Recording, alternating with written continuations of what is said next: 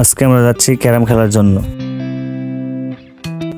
Aamir Khan carrom অনেক ভালো খেলে, সে সবসময় চ্যালেঞ্জ করে থাকে। আজকে তার চ্যালেঞ্জ অ্যাকসেপ্ট করে খেলার সিদ্ধান্ত নেই। আমির খান আর রাজীবের বিপক্ষে আমি আর আবু সাইদ খেলব। 3 ম্যাচ খেলার সিদ্ধান্ত হয়। প্রথম দিকে রাজীব এবং আমির খান অনেক ভালো খেলে,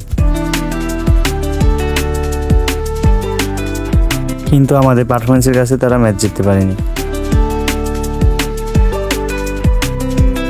প্রথম ম্যাচটা আমরা সহজে জয়লাভ করি, কিন্তু সেকেন্ড ম্যাচের মধ্যে কন্টেস্টটা অনেক বেশি ছিল। অনেক এক্সাইটমেন্টের মধ্যে দিয়ে সেকেন্ড ম্যাচটা আমরা জয়লাভ করি।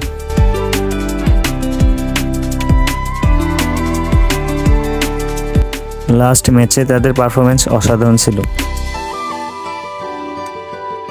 আবু সাইদের অসাধারণ খেলার কারণে আমরা তৃতীয় ম্যাচেও জয়লাভ করি।